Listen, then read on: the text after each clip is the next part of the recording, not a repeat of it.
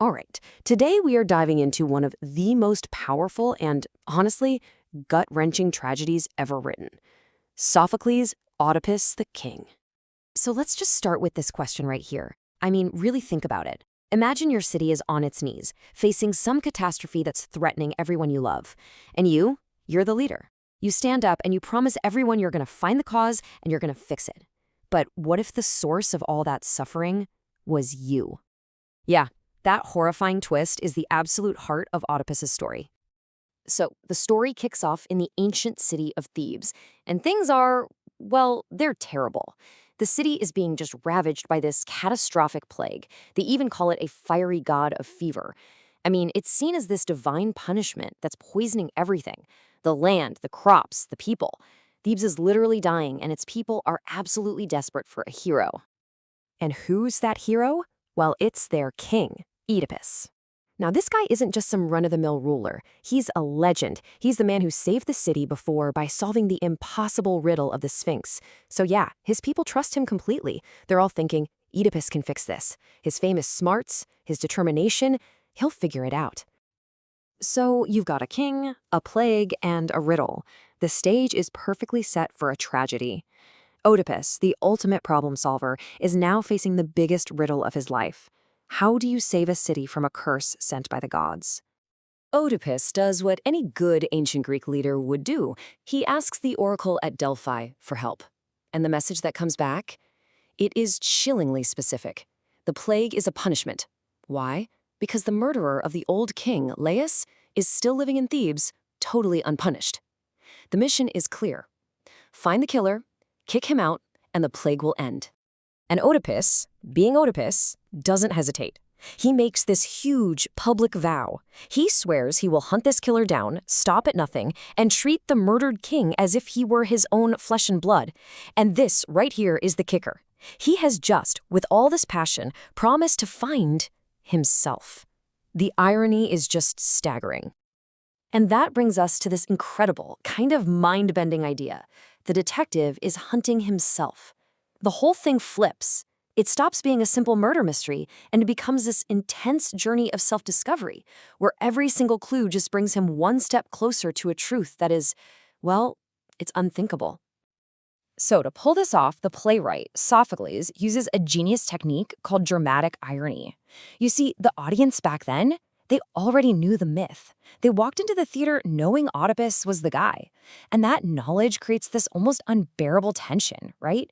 We're all just watching him, totally in the dark, as he inches closer and closer to this devastating truth.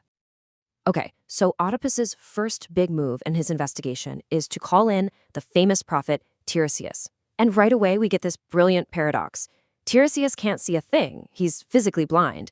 But in the world of the Greeks, that's exactly what makes him a conduit for divine truth. He can see what Oedipus, with his perfectly good eyes, is completely blind to. Now Tiresias shows up, but he does not want to talk. He knows how awful the truth is. But Oedipus, who's not known for his patience, gets frustrated and proud, and he starts accusing Tiresias of being part of a conspiracy. Bad move. Tiresias just unleashes the truth. He points right at Oedipus and says, You're the murderer. It's the first huge bombshell of the play. And Oedipus, he just can't handle it. He thinks it's all a political plot to take his crown. So, after that insane accusation, the whole investigation starts to unravel this tangled web of old prophecies and deadly clues. You can almost feel the walls starting to close in on Oedipus. This really gets to the core metaphor of the whole play, right? On one side, you have Oedipus. He can see perfectly, but he's totally blind to who he really is. And on the other, you have Tiresias, who can't see the world around him, but has this crystal clear divine insight. It's just such a powerful commentary on the difference between seeing and truly knowing. So Oedipus is obviously rattled, and his wife, Jocasta, tries to calm him down. Her strategy? Basically, don't listen to prophets. They're frauds. She tells him this story about an old prophecy that said her son would kill his father and marry her. She's like, don't worry, to stop it, we had our baby son left to die on a mountain. And then she says it with total confidence. Apollo brought neither thing to pass. Oh, the irony. It's the perfect example of her own tragic blindness. Of course, her attempt to make him feel better backfires spectacularly. Because as she's telling the story, she mentions a little detail about King Laius's death. He was killed at a place where 3 roads meet. And that little detail triggers something in Oedipus. It brings up some really, really disturbing parallels with his own past. And then this dark memory just floods back. Oedipus remembers this incident from years ago, a violent fight at a crossroads. A man in a fancy wagon tried to run him off the road and, in a fit of pure rage, Oedipus killed him. And everyone with him. Suddenly, the pieces of this puzzle are starting to click into place, and the picture they're forming is absolutely horrifying. And this is it. We're at the climax. This is the moment where the last horrible pieces of the puzzle are slammed into place, and the full, unthinkable truth is finally revealed. It all happens so fast, it's terrifying.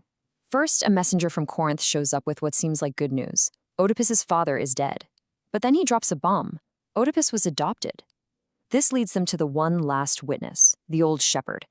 The guy who not only survived Laius's murder, but was also the same guy ordered to leave the baby Oedipus to die. He fights it. He knows the truth is horrible, but Oedipus just won't let up. And finally, the old man breaks. And there it is, the truth in all its horror. Oedipus is that abandoned child. The man he killed at the crossroads, that was Laius, his father. The woman he married, the queen, Jocasta, is his own mother. The very prophecy he ran away from, the one he spent his whole life trying to escape, he walked right into it. He fulfilled every last word. The aftermath is just immediate and brutal, a complete and spectacular collapse of a great man. Jocasta, as soon as she understands, she hangs herself. Oedipus, in this frenzy of pure grief and self-hatred, grabs the golden brooches from her dress and gouges out his own eyes. His life is just shattered. He loses his throne, he loses his family, and he's exiled, cast out of the very city he saved. Twice. And blinding himself, that's such a deeply symbolic act. He basically says his eyes were useless when he needed the most, when the truth was right in front of him. So he turns his metaphorical blindness into a literal physical darkness. It's the only way he can cope with the unbearable knowledge of what he's done. So you have to ask, right? Why are we still talking about this play 2,500 years later? What is it about this ancient horror story that just refuses to go away? It's because the play asks these huge questions that are just baked into the human experience.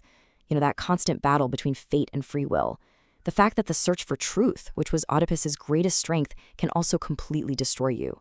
It's a story about who we are, what we're responsible for, and that terrifying thought that sometimes terrible things happen to good people.